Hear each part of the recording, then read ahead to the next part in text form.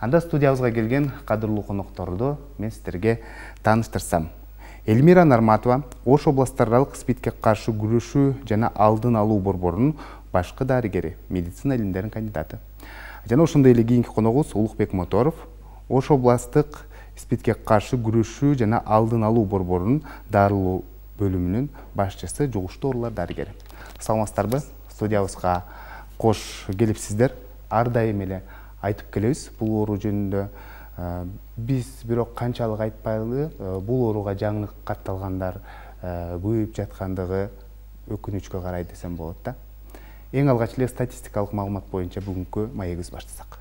Эми статистикалык цифрларга көлөмдөргө кайрылсак, азыркы мезгилде Кыргыз Республикасында 10 миңден ашык жаран ошо ВИЧ инфекциясы менен жабыркандыгы официалдуу түрдө белгиленип келип жатат. Ал эми 2,5 миңден ашыгыраак жаран бул ошонун ичинен Ош областы жана Ош шаарында регистрация болгон. Ошол жарандар менен биз азыр иш алып барып келе жатабыз. Бул ВИЧ оорусу адамдын денесине ошол вирус түшкөндөн башталып ВИЧ оорусу деп эсептелинет. Ал эми ошол вирус адамдын денесине түшкөндөн кийин иммундук клеткаларды или мындайча айтканда башка ооруларга туруштук бере турган клеткаларды жабыркатат. Ошондон баштап анан кийин бул оору пайда болот дагы любой ооруларга, оппортунисттик ооруларга, онкологиялык ооруларга ошол жерге алып келе турган оору болуп эсептелинет. Ал эми СПИД деп коюп атабыз. Бул СПИД бул или ЖИКС кыргызча айтканда жетишсиз иммундук кем синдрому болуп эсептелинет, или синдром приобретенного иммунодефицита человека. Бул деген ошо ВИЧ оорусунун 4-чү клиникалык стадиясы. То есть мындайча айтканда адамдын денесинде иммундук клеткалар такыр жок болуп, вирус аларды жабыркатып, жок кылып, башка ооруларга туруштук бербей калган мезгилди биз СПИД деп айта алабыз. Эми жугуу жолдоруна айтып кетсем, 3 жугуу жолу. Жыныстык, бул аял менен эркектердин ортосунда, эркектер менен эркектердин ортосунда болгон жыныстык катнаш мезгилде жугушу мүмкүн. Анан парентералдык жол деп коюп атабыз. Бул жакшы туура стерилденбеген бул медициналык мекемелерде. Анан шприцтер аркылуу, эгерде алар жакшы стерилизациядан өтпөгөн болсо, эле бир шприцте 2 адам банги заттарды колдонгон мезгилде жугушу мүмкүн. И 3-чү жолу бул энеден балага. Если апасы энеси ВИЧке чалдыккан болсо, эч кандай профилактикалык алдын алуу иш-чаралары өткөзүлбөсө, баласына дагы жугуп калышы ыктымал. Ушул оорунун алдын алуунун жаңы ыкмаларын, мисалы, жаңы ыкмалар менен элге жеткирүү деген дагы мезгилдин талабыдыр. Ушул боюнча айтып берсең. Ушул ВИЧ инфекциясынын алдын алуу боюнча жаңы методдордун бири бул контактка чейинки алдын алуу методу. Биз азыр биздин борбордо жогорку деңгээлде ишке ашырылып атат. Бул эмне дегени? Бул метод профилактикалык метод болсо, бул особенно жанагы уязвимый группаларга атайын чыгарылган метод да. Бул контакт боло элек адамдар контакт болуп калышы мүмкүн жол болсо, жашоо тиричилигине өзүн алып жүрүү жолдоруна байланыштуу бул адам ВИЧ инфекциясын жугузуп алышы мүмкүн деген бир группаларыбыз бар да. Ошол группалар эгер алдын ала ошол биздин назначение кылган таблеткаларды ичип жүргөн болсо, ал өзүн өзү алдын ала рисктен сактап калат. Рисктен сактайт биринчиден, экинчиден ушул ВИЧ инфекциясын жугузуп алуудан өзүн өзү коргоп калат болчу да. Бул метод болсо, бул көбүнчө жанагы банги заттары колдонгон адамдар үчүн атайын чыгарылган метод. Андан сырткары жанагы коммерциялык секс кызматкерлеринин атайын чыгарылган метод. Ошондой эле жанагы биздин жанагы дискордантный үй бүлөлөрүбүзгөчө же күйөөсү положительный же аял отрицательный ошондой семьяларыбыз үчүн бири-бирине жуктурбай ошол эле убакта жана балалуу болууга жол ачып бере турган бир методдорубуздун бири да. Андан сырткары жана контакттан кийинки алдын алуу методубуз бар да. Бул эгер кандайдыр бир коркунучтуу ситуацияга болуп калган болсо, же болбосо корголбогон жыныстык катнашка барган болсо же көчөдө жүрүп какой-то бир шприцти колуна сайып алган болсо, медицина кызматкерлеринин арасында өзүнүн кызматтык милдетин аткарып жатып өзүнө шприц сайып алып же болбосо колун жанагынтип жаракат алып алган учурларда бул контакт болгондон кийин да 2 сааттын ичинде же болбосо 2 сааттын ичинде кайрылганга мүмкүнчүлүк болбосо 72 саатка жеткирбей туруп бизге кайрылган болсо, бул учурга дагы атайын биздин дары дармектерибиз бар. Убагында берип калган болсок, ал адамга вирус организмине кирген болсо дагы ал клеткага прикрепиться этпей жабышпай калат дагы, ал адам бул вирусту жуктурбай жашап жүрө берет деген сөздөрдүн бири да.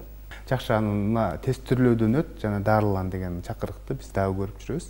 Негизинен мына ушул чакырыктарды биз ушул 1 декабрь жакындаган учурда эле көп көрүп кала турган болдук да. Мисалы, көчөлөргө акысыз текшерүүлөр уюштурулуп, бул нерсе чындыгында бир айга эле өткөрөсүздөрбү же болбосо жыл бою дагы бир башка программанын негизинде ушул элдердин саламаттыгы үчүн текшерүүлөрдү жүргүзүп турасыздарбы? Азыркы мезгилде мына профилактикалык алдын алуу иш-чараларынын негизинде жаңы ыкмалар эмнелер кирди деп атпайсыздарбы? Ошого дагы мен айтып кетейин дедим эле. Жанагы быстрый тест деп атабыз го, ыкчам тест деп атабыз. Өзү ВИЧ-ке тестирлөөнүн бир нече ыкмалары бар. Бул ИФА деп коебуз. ИФА дегенде биз жана венадан кан алып туруп, анан ВИЧ-ти текшеребиз. Андан сырткары капиллярный кровь деп коебуз. Мына кичинекей колдон канды алып, кичикей канды, анан ошону текшерип, анан результатын айтабыз. Анан бизде азыркы жетишкендик бул жана быстрый тест, слюновой деп атабыз. Шилекей аркылуу ушу ВИЧ-ти аныктоо. Бул дагы 15-20 мүнөттө ошол киши эгер тапшырган болсо, ошол неме текшерилген болсо, өзүнүн жыйынтыгын алат, то есть ВИЧ-ке результатын алат деген. Туура 1 декабрга карата СПИДке каршы күрөшүү күнүнө карата биз 1 айлык жарыялайбыз. Бул ноябрь ичи полностью. Ошол мезгилде күчөтүү түрдө, акция түрдө бул ВИЧ-ке текстирлөөнү жайылтабыз. Бирок жыл ичи дагы бул тестирлөө жүргүзүлөт. Аны просто мындайча айтканда ар бир райондордо биздин лабораторияларыбыз бар, ар бир районда үй-бүлөлүк дарыгерлер топтору бар, стационарларда, больницаларда тестирлөө күчөтүлгөн түрдө жүргүзүлүп атат. Ошонун негизинде анан жанагы биз айттык го статистика боюнча. Ошонун негизинде бул ВИЧ инфицированныйлар регистрация болуп келе жатат. Негизинен мына ушул шилекей аркылуу текшерүү бул так аныктап береби? Эффективдүүлүгү 99%. Но эми погрешность болот, 0,1% деп айтпайбыз. Себеби бул тест. Анан биздин өзүбүздүн мындай алгоритм деп коебуз, биздин буйруктарда жазылган. Бул тест скрининговый тест. То есть биринчи эле аныктay турган тест да. Глобалдык стратегия 90-90-90, анан 95-95-95 дегенде. Мисалы биз семинарларга катышканда көрүп, билип, анан маалымат алып калабыз да, ушул жөнүндө жалпы тил көрүүчүлөргө да маалымат берип өтсөңүз. 3-90. Анан плюс еще азыр жаңы стратегиялар дагы кошулуп атат. Азыр 5 стратегия, 10 деген стратегиялар кошулуп атат. Мына 90-90 деген стратегияга маалымат берип кетейин. Биринчи 90 бул тестирлөөдөн өтүп, өзүнүн статусун билген адамдар аярлуу катмарлардын арасында 90% тестирлөөдөн өттү, өзүнүн статусун билет дегенди белгизет. Ал эми экинчи 90 бул ошол ВИЧ-ке чалдыккан жарандардын арасынан 90% диспансерлик көзөмөлгө алынат дагы, аларга антиретровирустук дарылануу берилет деген айтылат. Үчүнчү 90 бул ошо антиретровирустук дарыланууну алып аткандардын денесинде вирустук көлөмү төмөн түштү дегенди билгизет. Бул эмне үчүн бул стратегия кабыл алынды? Бул дагы илимий изилдөөлөрдүн негизинде антиретровирустук дарыланууну алып жаткан жаран эгерде денесинде вирустук көлөмү төмөн боло турган болсо, бул жаран башка адамдарга вирусун өткөзбөйт, жуктурбайт дегенди билгизет. Максатыбыз ошол. То есть ВИЧ инфекциясын эрте аныктоо, эрте антиретровирустук дарыланууга тартуу и вирустук көлөмүн төмөн түшүрүү.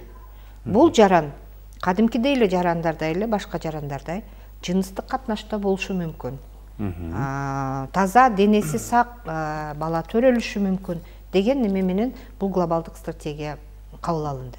Эми ошол эле 90-90 азыркы учурда 30-жылга биз 95-95-95 деген глобалдык стратегияны биз кабыл алдык.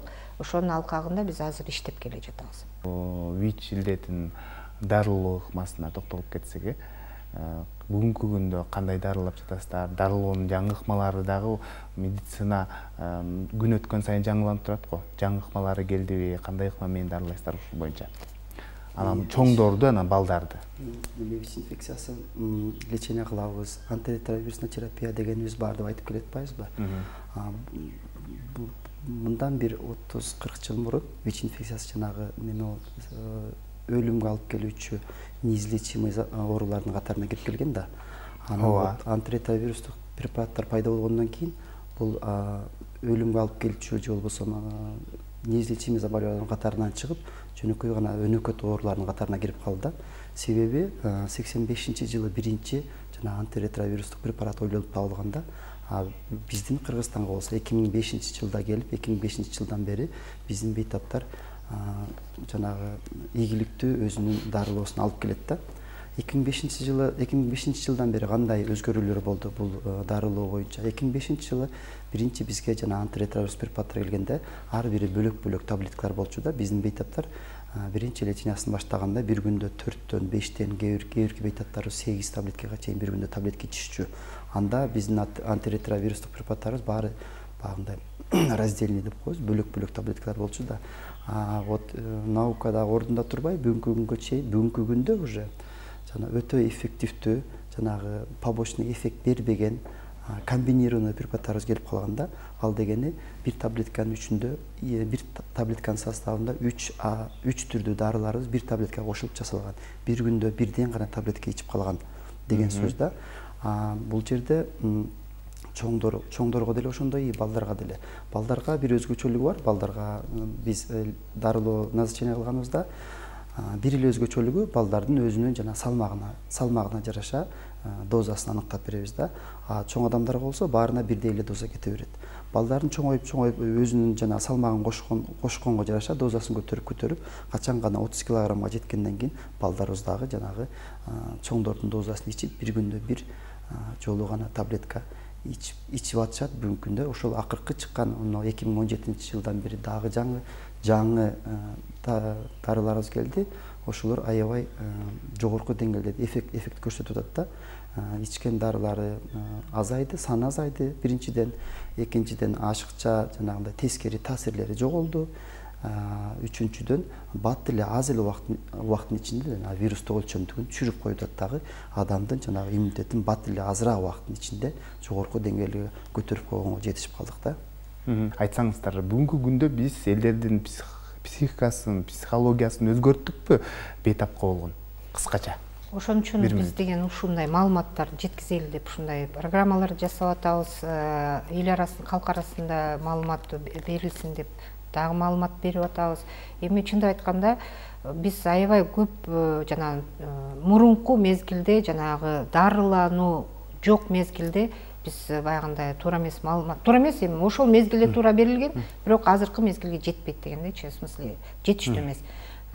Эми стигма, дискриминация медициналык кызматкерлерде азайды деп мен толук айта алам. Себеби дегенде маалыматы аздыгына байланыштуу медициналык кызматкерлер стигма, дискриминация кылып келе жеткен. Ал эми жалпы калк арасында бул инфекцияны маалыматтуулугу аз, жеткиликтүү болбогондугуна байланыштуу баары бир ошол нерсе дагы эле өзүнүн эмесин басмырлоо, стигматизациялоо дагы деле ошол нерселер айтылып келе жатат. Жакшы, анан ийгиликтер жөнүндө айта турган болсок, бүгүнкү күндө бейтаптар үй бүлө куруп, дени сак баланы жарык дүйнөгө алып келип, бактылуу жашап жаткан учурун айтсак болот. Андан сырткары мисалы эненин сүтүнөн да өтпөйт деп айтып калдыңыздар да, ушул жөнүндө кыскача маалымат берип туруп, анан маегиз жыйынтайбыз. Бир эки жана статистикалык маалыматка кайрылган болсок, бизде жылына орточо эсептен алганда 40-тан 50-ге чейин келиндерибиз ВИЧ инфекциясын жозгогон келиндерибиз төрөйт да. Бүгүнкү күнгө чейин акыркы 4 жылдан бери ошолор арасында бир дагы баласына жугузуп койгон учур катталган жок. Ал дегени ошол аялдар бул дарылоонун маанилүүлүгүн, ошондой эле келечектеги өзүнүн баласынын ден соолугун биринчи кезекке коюп түшүнүп жашап калды биздин жаштарыбыз дегенди билдирет. Жанагы вирустун нагрузкасы төмөн болгон болсо баласына жукпайт деп атпайбызбы? Аны кантип түшүндүрсөк болот? Ошол аялдын кандагы вирусу нөлгө жакын болуп төмөн болгон болсо, ошол эле учурда жанагы эмчек сүтүндө дагы вирус жок болот. Ошондуктан ал аял баласына жуктурбайт өзүнүн оорусунчу. Ошол эле учурда мисалы эмзип жаткан учурда башка тамакты бербеш керекпи? Ошол мындай да, аял жалгыз гана эмчек сүтү менен багыш керек 6 айга чейин. Же болбосо аралаш кошумча тамак бербеш керек да.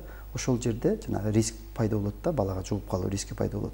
Эмчек сүтү бала үчүн бул эң идеалдуу тамак болуп эсептелинет да. Эгер кошумча тамак берген болсок, кошумча тамак адамдын баланын жанагы желудочно-кишечный трактын баягы микротравмаларга алып келет дагы, ошол через микротравма жугуп калышы мүмкүн балага. Ошондуктан 6 айга чейин же жалаң гана эмчек сүтү менен багыш керек, же болбосо жалаң гана жана искусственный жол менен багыш керек. Экөөнү аралаштырууга болбойт. Жакшы. Соңку суроо 1 мүнөт убакыт сизге. Элмира айым, айтсаңыз, негизи жаш балдарга да жукту, алды бүгүнкү күндө бой жетип калды дедиңиз да. Алар өздөрүнүн статусун билди да бүгүнкү күндө. Алардын ден соолугу кандай? Анан кандай кабыл алышты кыскача? Мен медик катары айтып келем, бизде деген ал балдарыбыз азыркы мезгилде жашап жатышат.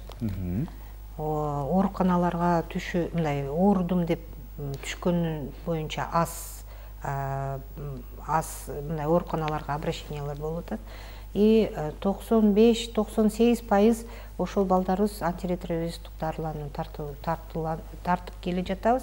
И ошолор балдарыбыз мындайча айтканда жашоо турмушунда кадимкидей балдардай деле неме кетип бара жатат жашоосу. Бирок кээ бирки көйгөйлөр бар, алардын үстүндө биз иштейбиз. Кудай кааласа. Ардактуу телекөрүүчүлөр, бүгүн бизде конокто Элмира Нарматова Ош областтык СПИДке каршы күрөшүү жана алдын алуу